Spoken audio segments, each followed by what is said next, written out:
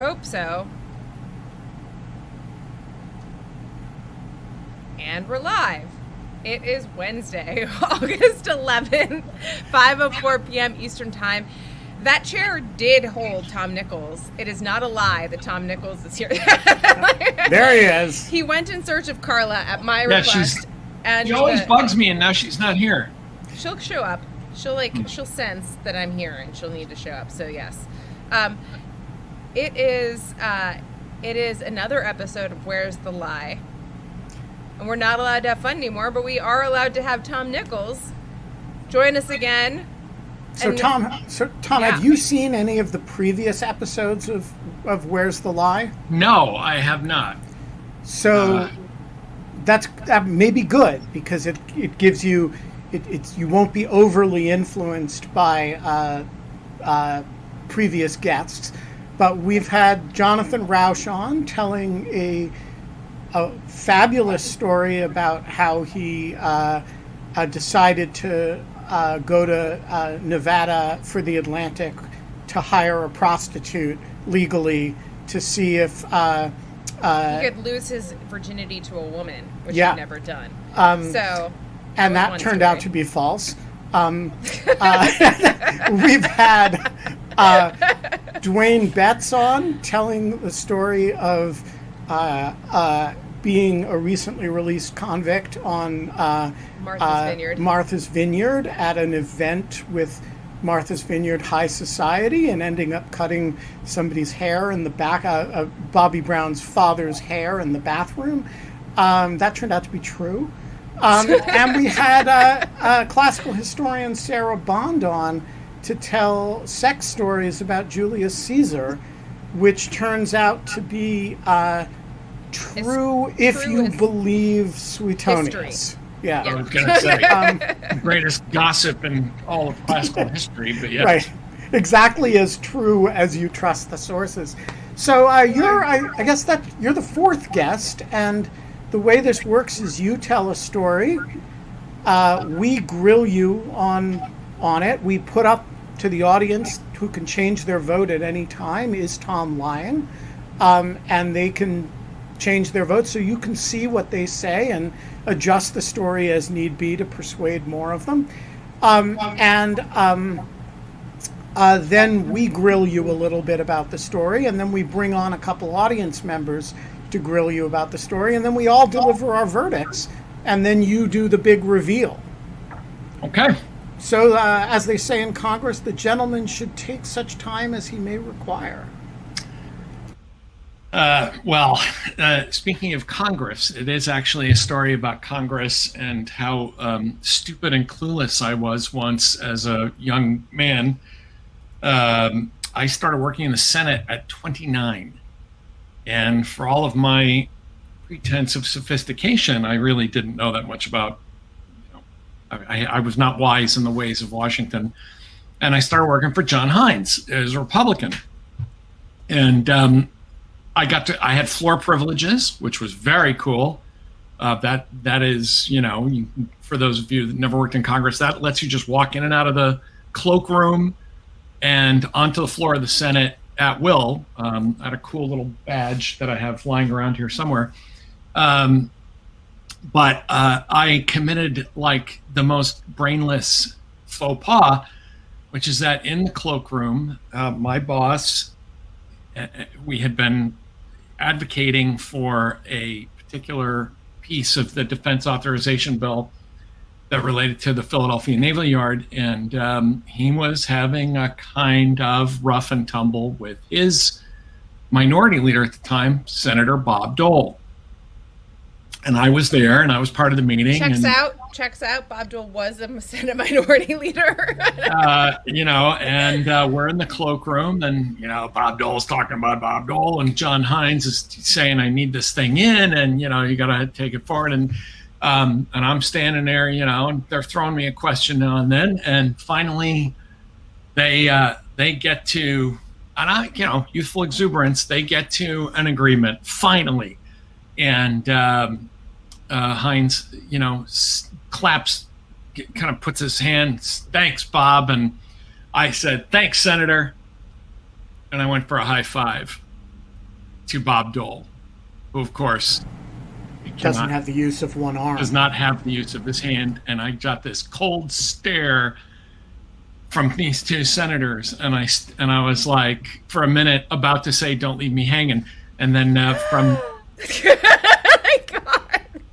And then from then on, every time I was on the floor, Dole looked at me, pointed his pen, like to say, "Hey, I remember you, asshole." And so that was my introduction to maybe not being too overly familiar with a senator who doesn't have the use of his arm and isn't gonna give you the love. Okay. So I want to ask, as a preliminary matter, why didn't Dole just give you the high five with the other hand? Because I was on that side of him. And also, Bob Dole does not do that. Bob Dole doesn't do that kind of thing. And I was standing, I was to my boss's right, and he came, I think Heinz was on my right, and I was standing there, and I kind of did that. And of course, my boss just kind of looked at me like, I should just fire you right now. And, just, it was this look of complete contempt. And every now and then, from then on, I walk out on the floor, and, he'd catch me out of course, and I'd go, man, and it was a long year of that. And how, was that the worst mistake you made as a Senate staffer? Like, just at a sort of social, interpersonal, dealing with senators level? It certainly is the worst mistake I ever made with a member of the Senate. Yes. Not the worst mistake I made in my personal life where other staff were concerned, but we're not talking about those today. I want to know, so I'm going to,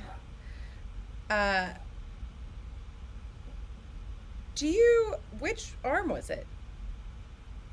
I believe I was standing to Heinz's left, which means I was on Dole's right, but we're talking 30 years ago. I'm trying to remember, because the cloakroom, you came in and they were kind of face to face, and I think I was on the left of Heinz, but it kind of didn't matter, because there was no way Bob Dole was going to do something that casual with some idiot young staffer. But when I looked down and realized that got this thing going on, and I was like, oh my God, now I have to ritually disembowel myself as an offering to the Senate gods. So just a reminder to members of the Greek chorus here, Googling facts in the story is cheating. We all have the universe of human knowledge at our fingertips. We do not use it in this game. Yeah, or in general in life, often some of us don't bother.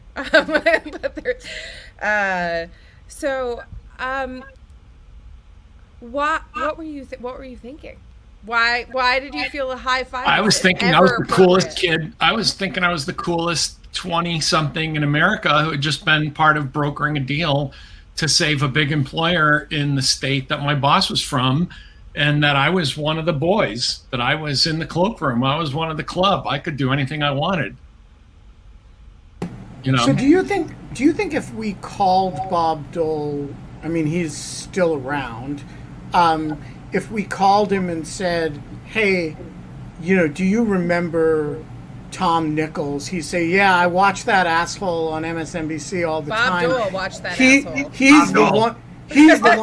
He's the one who tried to high five me when he was 29, or do you think he has no memory of it at all? I was an insignificant bug to be squashed with a look of heat ray vision and a source of mild amusement for a few months after that. There was no way that Bob Dole doesn't remember insignificant staffers that commit completely stupid things, because that's how Bob Dole is. I mean, there's absolutely not a chance that Bob Dole would ever remember that. Yes. But he remembered when you it commit for a a year. faux pas with powerful people, you remember it. They don't. But he remembered it for a while when he saw you. Well, sure, because I was working there every day. I was going in and out of the cloakroom every day. All right. Kate, do you have more questions on this, Henry. or should we bring in audience questioners? Okay. So I think we should bring in John Bordeaux. Yes. To celebrate his return. Yes, I agree. I'm going to bring in John and Genevieve. So there's nothing at all implausible about this story. No. I think anyone who knows me would I tell just you typed that. in Bob Dole into the search function. No, you're not allowed to search I'm Bob Dole. not allowed to search Bob Dole. It's against the rules. I know. I mean, I have it's this. not the kind of thing that would show up in a Google search, because it's like, a complete moment of, that there's no Google category for stupid staffers in 1990. No, but there is a Google category for like which side is Bob Dole's injury on, and some people in the Greek chorus were checking out the geography of your story by searching which arm. I'll just claim a faulty memory here, because I can't remember which side they were face to face, and I can't remember if I was on. I want to say that I was on Heinz's left, and I think Dole's actually it says left hand, but he doesn't raise his arms. I mean, he was an injured. It'd be like trying to do a double fiver with John McCain or something, which that would have been a bullshit story that, because everybody knows McCain can't raise his arms. But it was the same thing with Dole. You can't just had a bad hand, and I wasn't even. Let's put it this way: when it comes to Bob Dole, you don't do a lot with your hands.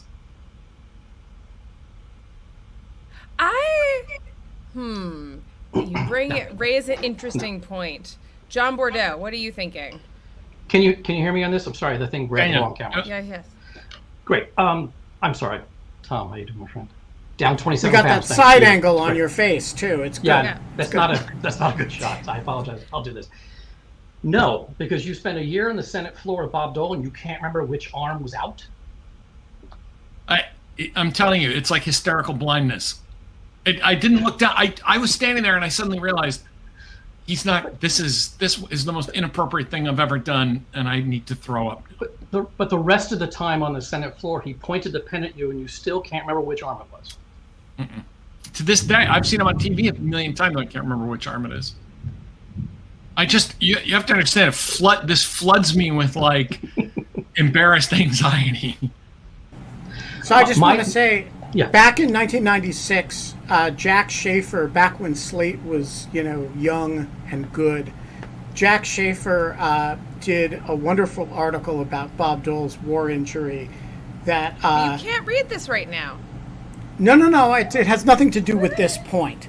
It merely recounted that Bob Dole actually talks about his war injury constantly, always by way of saying, I don't talk about my injury. And it's a wonderful article about how to A, capitalize on a war injury, and B, get credit for being bashful about it.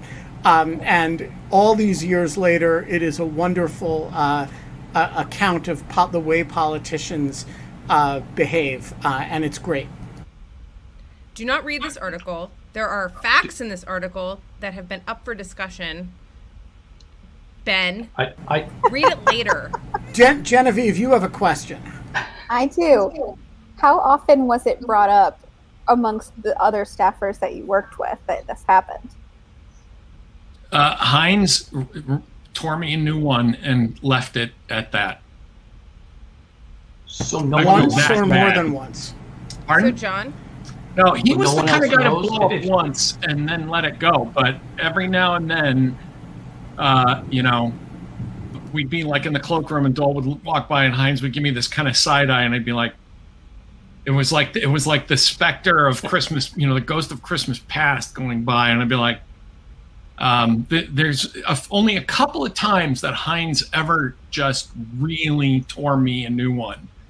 And that was, and another time was when I pulled him out of a meeting and I didn't have the facts he wanted, and he literally tore me apart on the floor of the Senate, which, is a day that will live in infamy. Sounds because like it a was toxic on workplace. Hey, It's he a didn't have Senate. King. It could have been worse. He didn't have King. How many people were in the cloakroom with Senate. you? Pardon? How many people were in the cloakroom at the time of this alleged offense? If you know the cloakroom, right, it's an L-shaped thing. So there's like a little in, and then it kind of goes to the right, and then you can go out onto the floor. So if I remember, the person I always remember in the cloakroom sitting there was Jesse Helms, because he used to do his kind of time out. But we were in the part that was just before the exit back to the lobby. So it was the three of us. I think Helms was around in his usual spot, kind of right outside the door of the cloakroom. But I don't. Genevieve? Yeah. Go. Sorry. Your turn. I'm trying to think. I want to ask a question about Bob Dole's behavior, but you kind of answered it already. But for the, like, how often have you told this story to people? Not often. But on occasion, I certainly don't, it's not like something you tell your students to say, hey, here's how I enhance my credibility by telling you what a complete moron I was at 29. Because I just want to say, the one thing that makes me skeptical of this story is it honestly doesn't sound that bad. I mean, I did way worse stuff than this. I agree. Professionally. Well, man, your tolerance for humiliation is a lot higher than mine. I mean, I did stuff when I was like 26, 27 professionally that people still make fun of me about.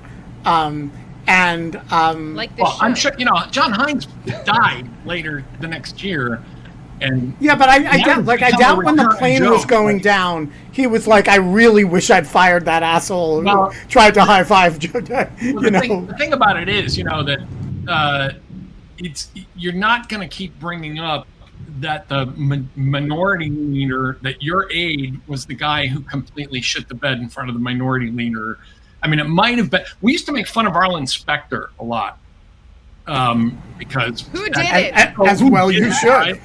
And we actually had to put a stop to that. And we had guys who got in trouble. And one of our guys, we actually pranked him by calling him with somebody who did a dead-on Arlen impression. But Dole and his injury, that one was off limits. That one, the boss just chewed me out and was like, you have a lot to learn, young Padawan. And by the way, the thing I guess is that it was inappropriate, even if Dole had been perfectly healthy. It's just a stupid kid thing to do. And after that, I started, making sure my shoes were shined and my tie was a little straighter, and that, like I was among grown-ups now, and I had to kind of act like it. John Bordeaux, how often your did you last high-five? question. This is your Pardon? last one. This is me? Yeah. How often did you high-five Senator Hines? Never. That was... So this was an impulsive thing. You'd never high-fived a senator before, but you went straight, started with the majority leader? Right? 3 months later, 30 months earlier, I'd been teaching, I was an assistant professor at Dartmouth, and all of a sudden, these two personal friends of President Bush are backslapping over a deal to save a naval yard in Philadelphia. And I felt like I had really nothing to do with it. Of course, I was there. I should have understood I was there to be a scribe. But I somehow thought I was part of the gang, and I just thought I was in Flint, and learned very quickly that, my colleagues found out about other stuff and pranked me, but this was a little on the touchy side, and it was an ass chewing and then forgotten. Okay, your last question, Genevieve.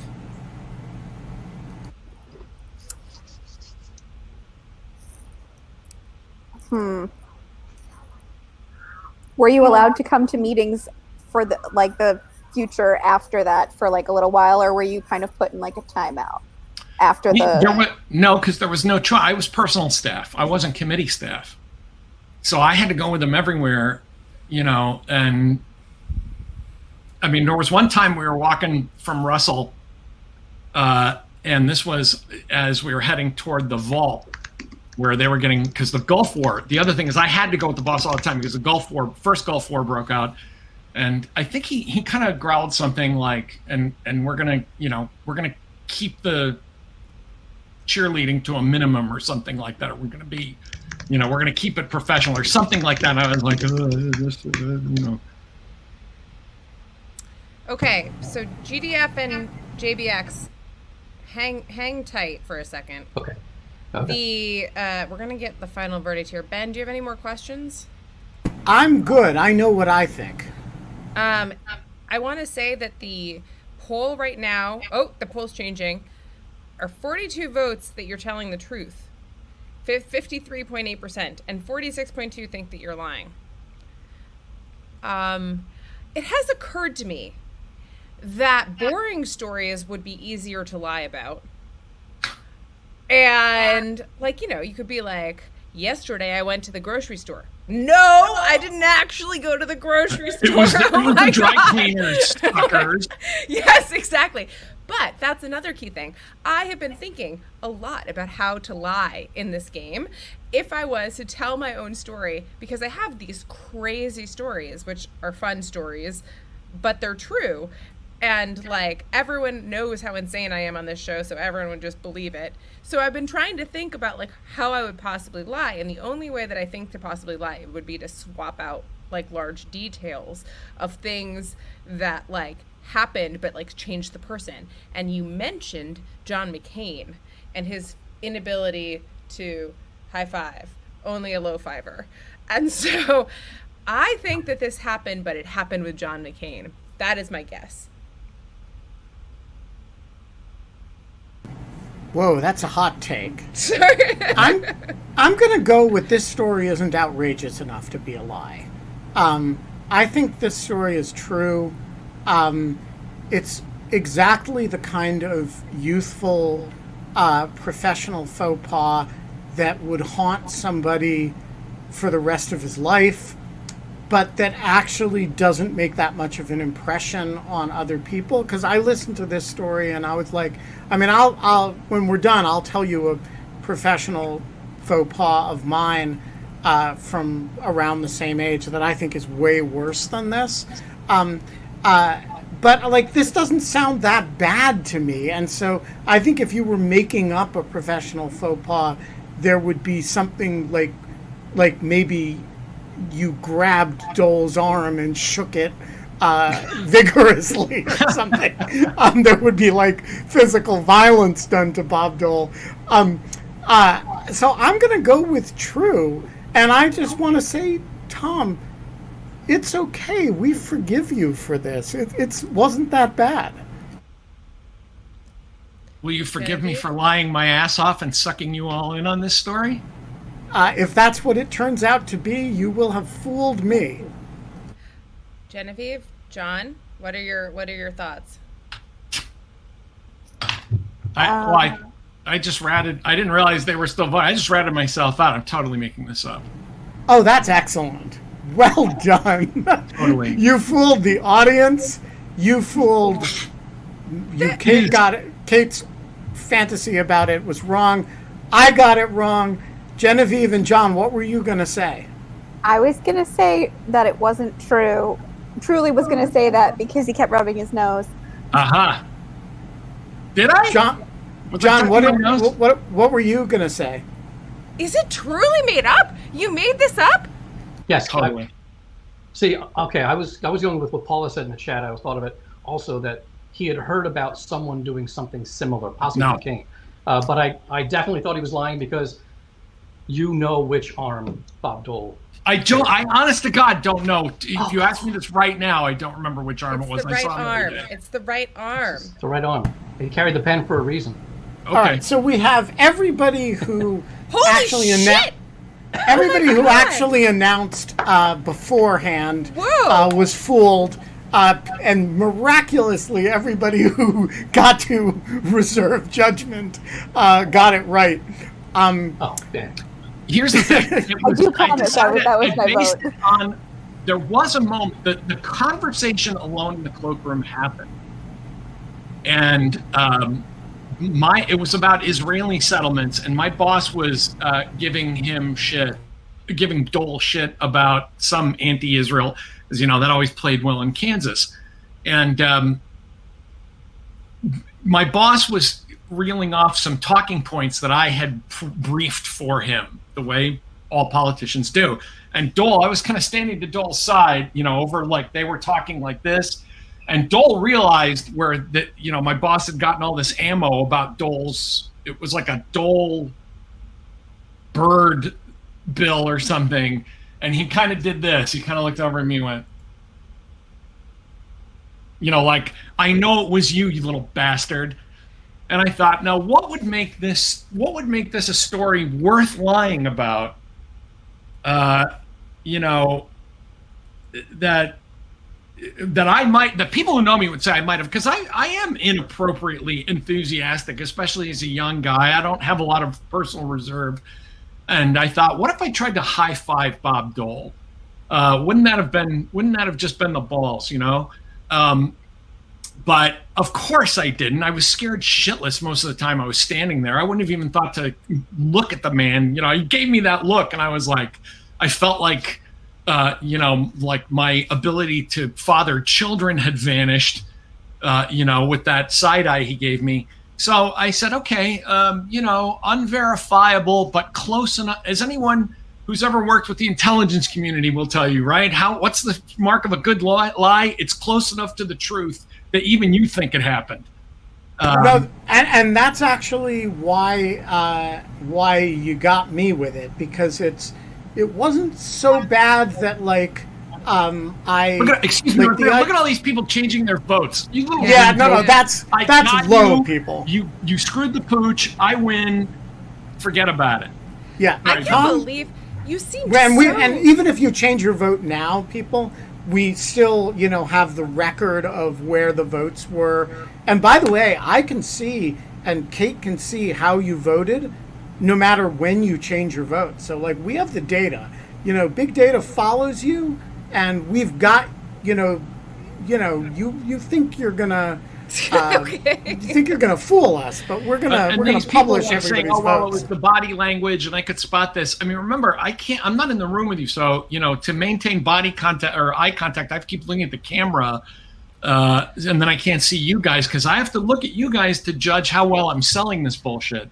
So it's a little harder to lie on camera. Nice job. So Thank you very much. Well, I'm going to tell a true. Well, this is a true story. I was going to tell you a story to make you feel better. You can't tell a true story and announce that it's true. Well, I'm not the one where's the lying. That's not. I was going to try to make you feel better, Tom, and now I resent you, so I'm not going to try to do it anymore. All right, I will tell you guys a story of my professional faux pas as a 20-something, and you guys will have to decide if it's true or not. So in the 1996 presidential campaign, people forget about this now, but there was a scandal about foreign money in the 1996 campaign, and it was actually about Chinese money. I remember that. And it was about people carrying large amounts of money and donating it to the Clinton campaign or the Democratic Party and getting access to the White House as a result, staying in the Lincoln bedroom. People like Charlie Tree and some other folks whose names I don't remember. And I was a young reporter at the time in 1996, 97 for Legal Times, and I became fascinated by this character named Nora Lum, who was a Hawaii-based, oddly connected financier of democratic causes, who had started she was married to a man named Eugene Lum, and she had started a company in Oklahoma with the son of the Commerce Secretary, Michael Brown. This was Ron Brown's son, and they were all running a company together called Dynamic Energy Resources. And I discovered the company Dynamic Energy Resources as a young reporter, just doing searches of FEC data. This launched a, 6-month, 8-month, 10-month, year-long investigative flurry on my part to try to figure out what was going on with Dynamic Energy Resources and the LUMs. And this took me into the depths of Hawaii politics. All of this, by the way, is true, and I eventually did publish a long story about this in Legal Times. And actually, the person who was competing with me to break this story was a reporter at the Associated Press named John Solomon, who has since gone on to fame, infamy, and fortune as a right-wing conspiracy theorist about the FBI, and he's a sort of pro-Trump conspiracy theorist journalist. But so all of this was going on in the background, and when you're doing investigative reporting, you get a little bit obsessive and you get a little conspiratorial, and the LUMs were kind of scary people. And one night I was definitely getting in the weeds of crazed conspiracy theorizing. And one night at my house, the doorbell rings, and it is somebody purporting to deliver Chinese food. But it's hundreds and hundreds of dollars of Chinese food. And Tammy and I had not ordered any Chinese food. But the person had our name and was at the door and wanted to deliver this Chinese food and wanted to be paid for it. And this is like Bob Cratchit getting the Christmas goose. It's anonymous. Yeah, exactly. And we were really weirded out by it. And we didn't let him in, and we didn't pay him, and we stiffed the Chinese restaurant of probably $200. But we hadn't ordered it. And I was convinced that this was the LUMs sending me a message. And I went in to my office the next day, because it's not every day that hundreds of dollars of Chinese food shows up at your apartment with your name on it. And I went in the next day, and I pulled my editors and told them what had happened, and told them I thought this was the LUMs sending me a message.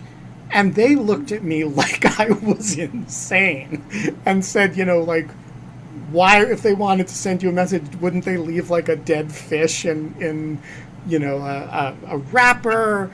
And the other element of this was that Tammy had an alternate explanation. So it turns out when hundreds of dollars of unordered Chinese food show up at your house, everybody reads their own situation into it as the explanation. And Tammy, who was Is it based on fortune cookies?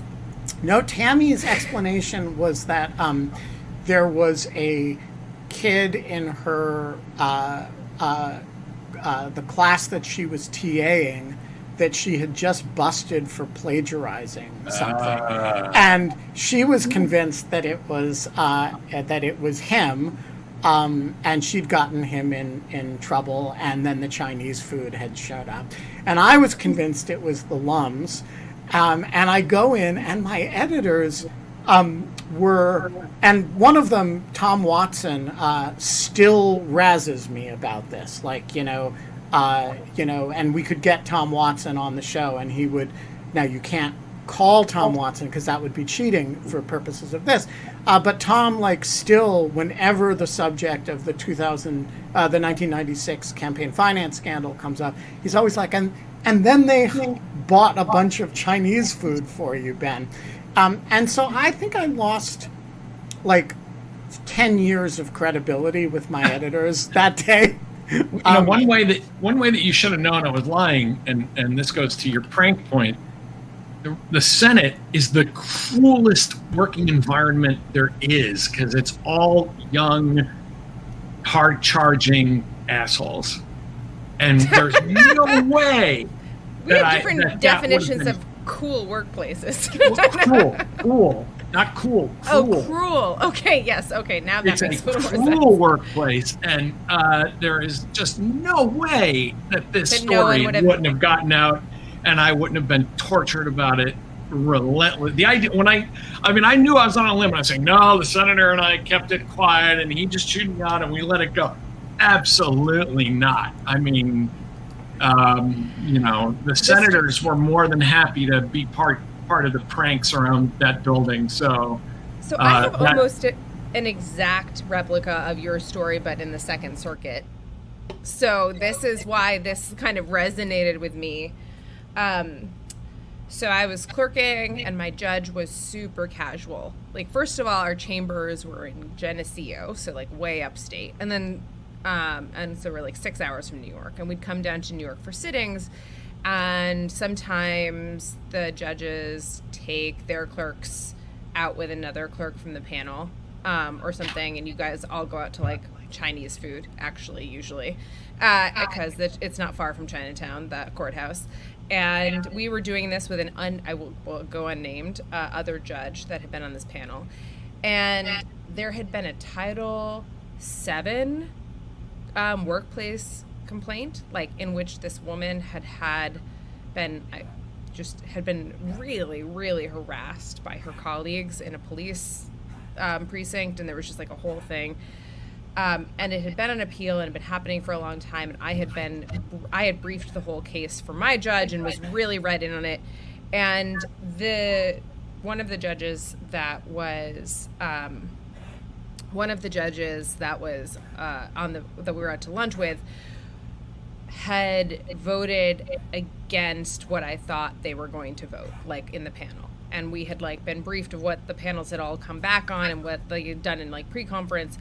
And I was like shocked. Like I was kind of like, I cannot believe that they did that. This is like against all of their other kind of things that they've written or whatever. And so the thing that you also have to know is that my parents are both judges. I used to have to sit in the jury box when I was like homesick from work, and like my mom would take me into court and like stick me in the jury box while there was like a civil trial or something, and there no other jury like, and make me like read or like do something else. But like this is like, I just grew up in courthouses and don't have there isn't a whole lot of like austerity that I have in my mind around judges. And so we're sitting at the big Chinese dinner table in like this restaurant, and I turn to the judge and I say, not my judge. I turn to the judge and I say, I'm really surprised that you voted that way in the panel. And my judge is at the other end of the table, and he just screams, KK, inappropriate. And that was it. That was all that happened. I turned bright red. This is totally true. It's completely true. No, this is a completely true story. And I like just turned bright red and just was like, wow, I completely forgot like that I'm like, these people are not like my parents, and like that I can't like, or that, and oh God, and my judge I could talk to like that because he was very casual. I had a relationship with him. But this was another judge, and it was just like, I just like forgotten myself for a second. So I actually... Did you try to high five any of the judges? No. No. But I was like, I still think about that, like as I'm one of those thoughts that dances through your brain as you fall asleep at night, and you're like, oh God, and you just kind of shudder, and you're like, ugh, I was such an idiot. So this But that wasn't that long ago. Thanks, Ben. Yeah. How long ago were you clerking? It's like 7 years? Yeah. Yeah. Yeah. I mean, it wasn't, yeah, so it was, yeah. Yeah, but those first 7 years of your career are like, they're like the years from high school to after college. That's a long 7 years. It's not like 7 years between 53 and 60. It's the 7 years that are, see, Kate, I'm here for you. Yeah, thanks. Thanks. I have only two professional shiver memories, but they are so acute that I don't think I could tell this story.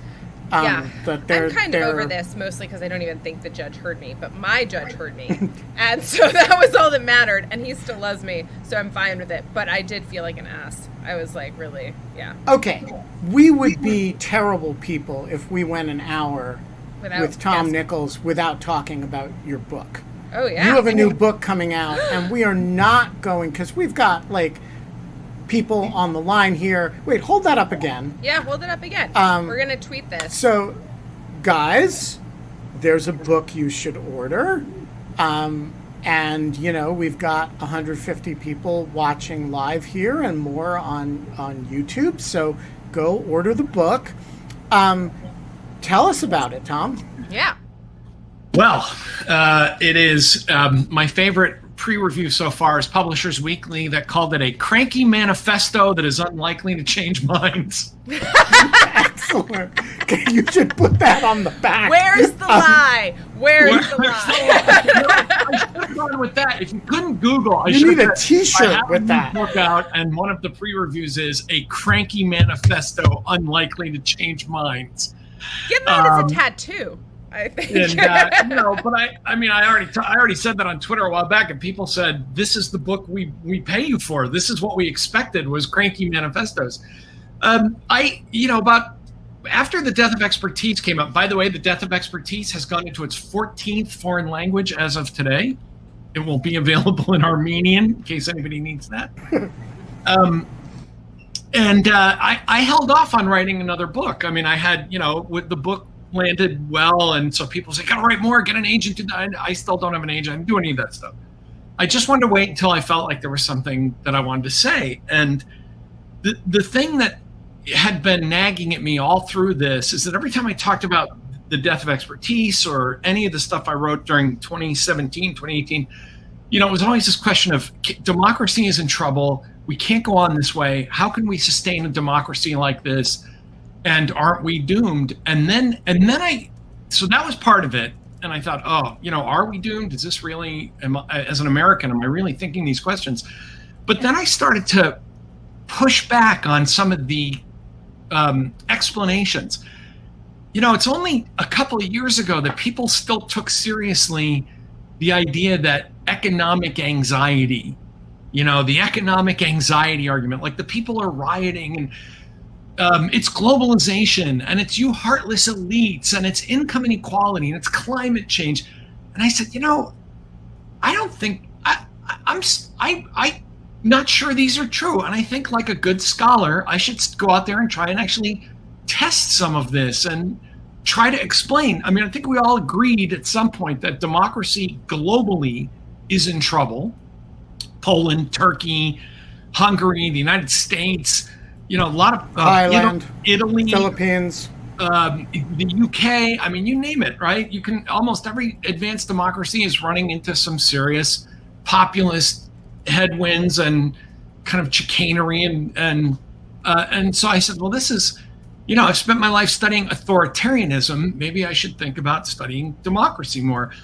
And I was really blocked on, this is the hardest book I ever wrote. I mean, I wrote a whole book on nuclear war that wasn't as hard to write as this because I kept stopping, saying, can I really be reaching? I mean, I think essential to good scholarship is that you have to keep asking yourself, what is the hardest case that can be made against my argument, right? And you have to deal with that. You can't just write it and say, wave away the other arguments. And I kept saying, am I right about this? Could this be the case? And because the answer I came up with is that 35 to 40 years of narcissism fueled by affluence and peace and rising living standards has turned us into really bad citizens and maybe bad people.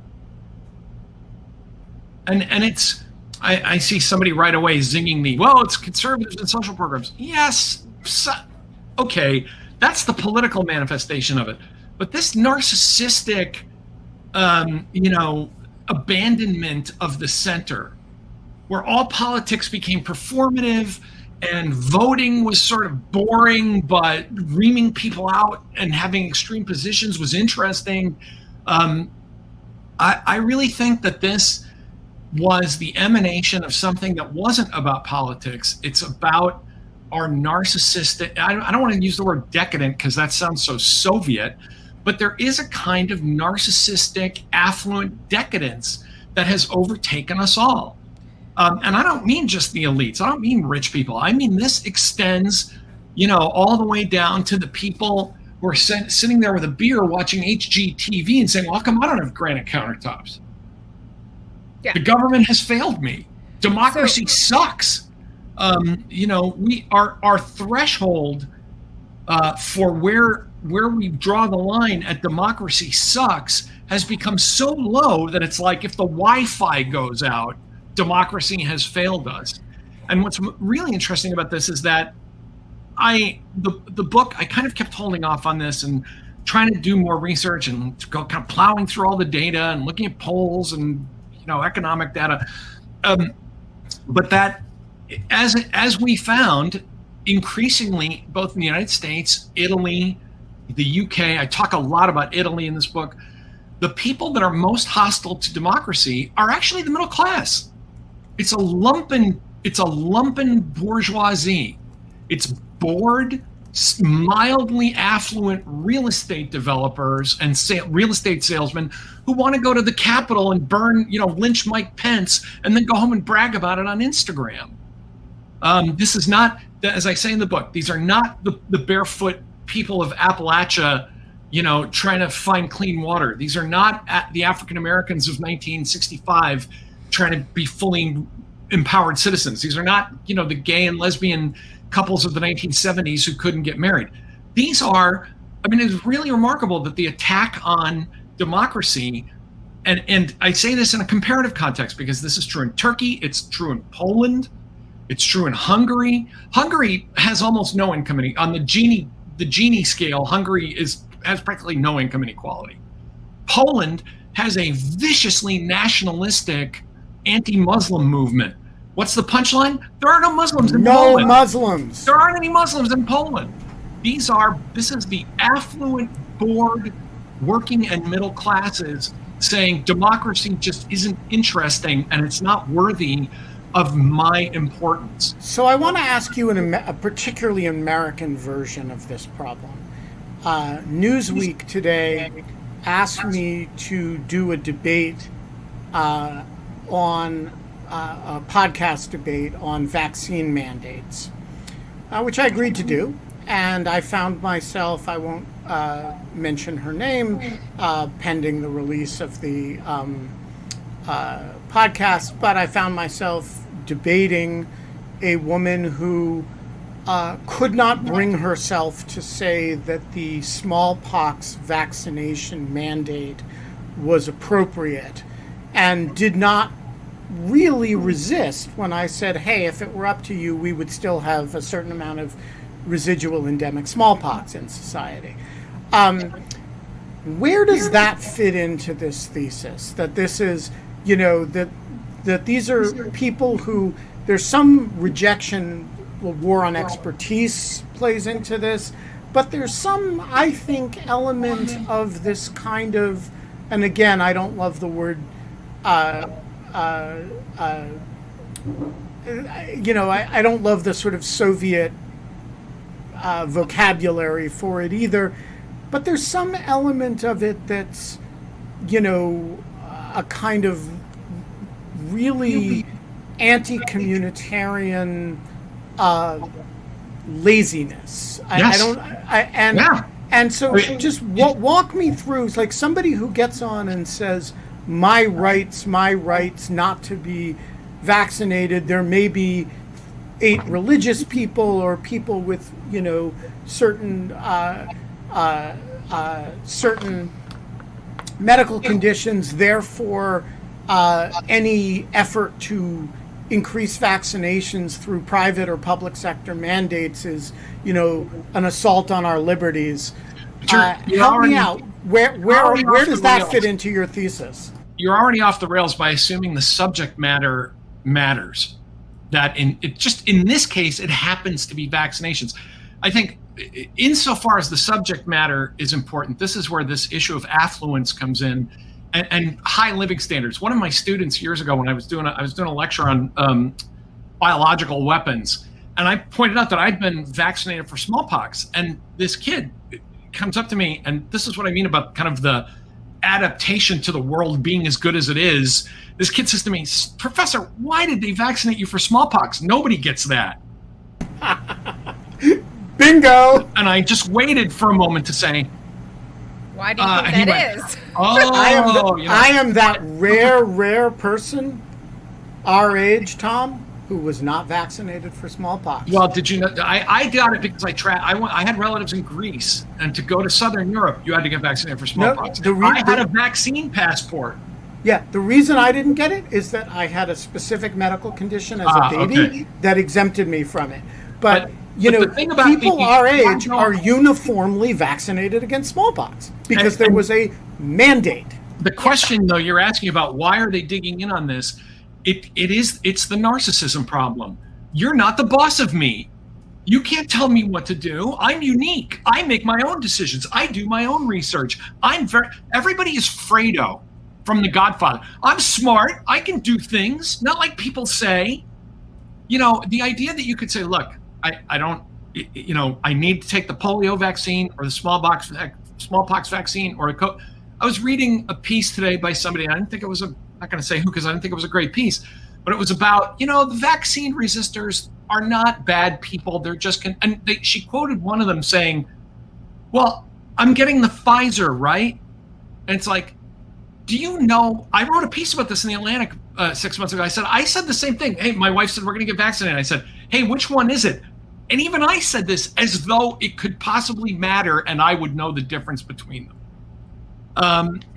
But we have become so obsessed with our own self-empowerment and the expression of our own preferences about everything that the national battle cry is, you're not the boss of me. I mean, we've become a nation of toddlers.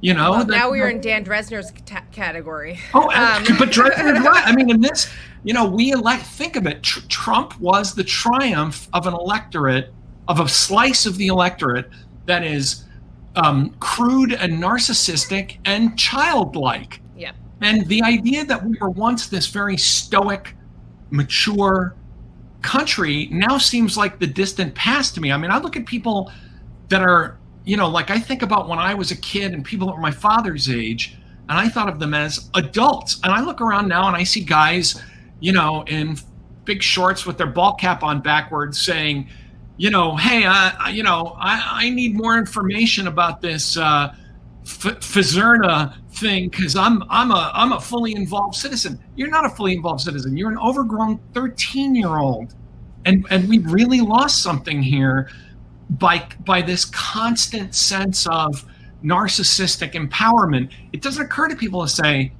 I'm part of a community. I have obligations. You notice that all of this, my rights. Nobody talks about their obligations. What is it? Well, I pay my taxes. Well, there's a lot more. And actually, a lot of those people don't even do that, or do it honestly. But I think, in this sense, and in the book, one whole chapter is about those of us who, if you studied the social sciences in college or grad school, you had to read a book called The Moral Economy of a Backwards Society, or The Moral Basis of a Backward Society. And it was about a village in Italy in the 50s where everybody was about the family and the clan and nothing else. It's a classic work by a guy named Edward Banfield. And he talked about what happens when a society is all based on a complete lack of morality other than taking care of your own family. And that his argument was, if you look at areas that are consistently poor and impoverished and have trouble with making community projects work, it's because people say, my family, my kids, and fuck you. And that's it. And I think we have literally regressed backward toward being, instead of a modern democratic superpower, we have regressed backward toward being a kind of impoverished Italian village from 1952. And people don't want to, I'll admit, I was anxious about this. I was reluctant about this book coming out because a lot of people, it's going to piss a lot of people off to have to think of themselves that way.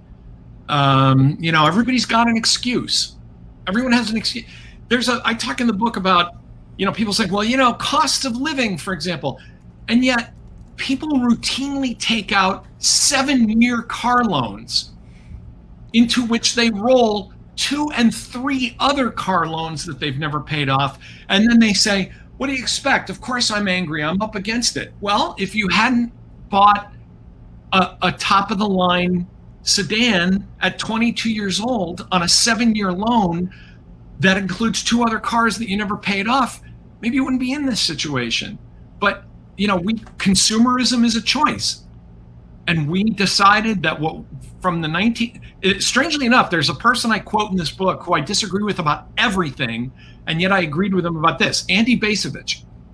Bacevich is this relentless critic of modern American consumerism, but Andy was absolutely right that after 1990 and the end of the Cold War, we said, okay, everything's done. Where's the Lexus in my driveway?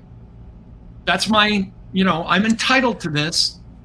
And the notion that you would live with less living space or drive a car longer or, go to a state university, these are all things that Americans say clearly democracy has failed. Yeah. So there is I'm going to put it in the chat, but you should watch this after the show, and people should watch after the show. It's a wonderful Louis C.K. I know he's canceled, but I'm bringing it back. I know the clip they're going to use. But this is, and it's this, and everything you're saying resonates with me. And this clip is so good. He was on Conan, and he's talking. He's like, flying in the miracle of flight on this airplane from New York to L.A.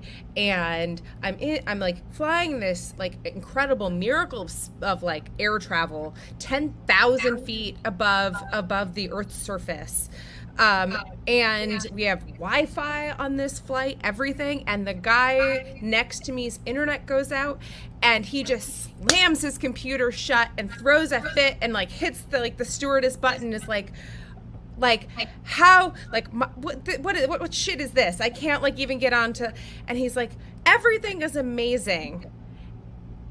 And everybody's unhappy. And everyone's unhappy. And so what I take from that, I do think, so this is Louis C.K.'s like thing. It's like, everything is amazing and everybody's unhappy. And what I take from that, what I take from what you're saying, when you're talking about affluence and communitarianism and like all of these types of things, you have what the unexpected consequences of making people live longer, making people live healthier, making people live better, is that ultimately the Overton window shifts.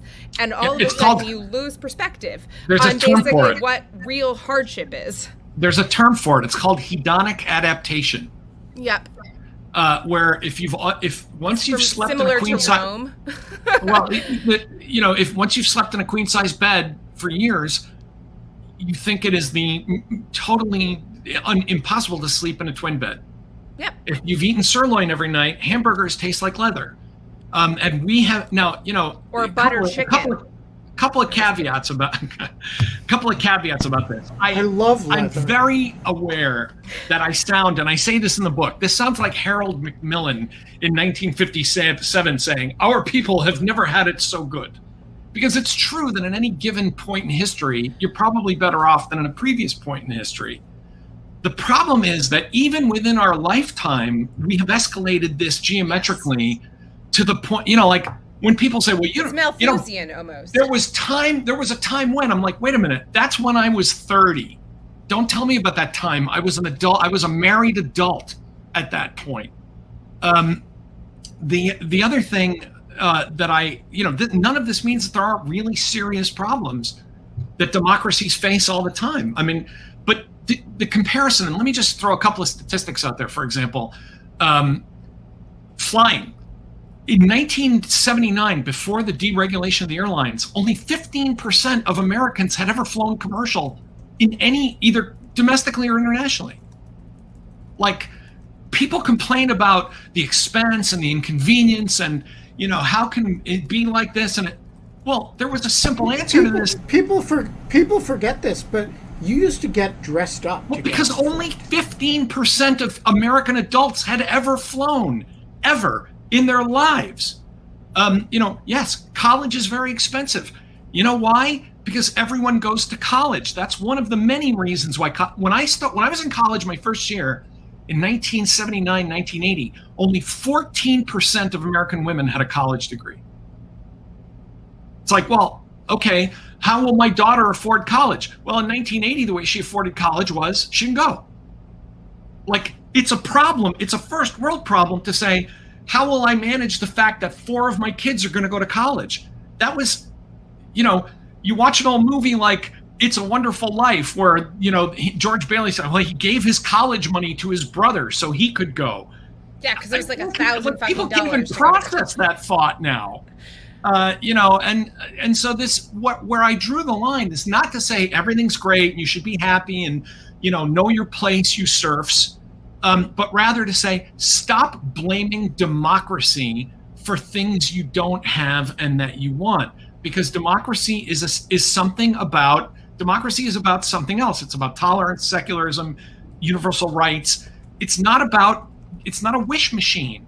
And what people have done that led me to write this book, which I'll hold up again, is how many people, again, in Britain, in Italy, in the United States, said, well, my life is not what I think it should be, and therefore democracy as a system of government sucks.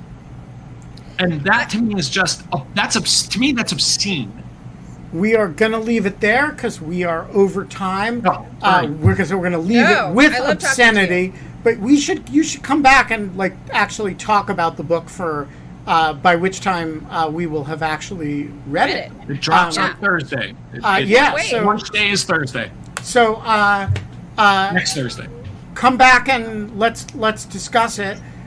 We will be back tomorrow. Kate, tell us about our guest tomorrow. Yeah, we have Laura Edelson, who is the primary principal investigator and researcher at NYU that was banned from Facebook whose accounts were banned from Facebook for running the Ad Observer plugin and collecting data that Facebook said was going to be in violation of the consent decree from the FTC.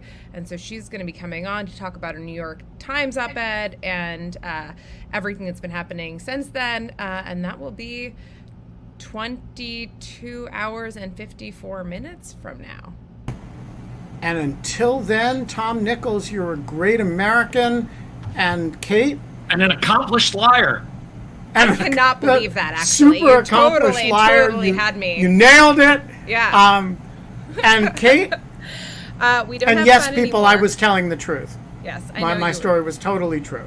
We don't have fun anymore, but we can give high fives. Even to Bob Dole. We will see you tomorrow. See you tomorrow.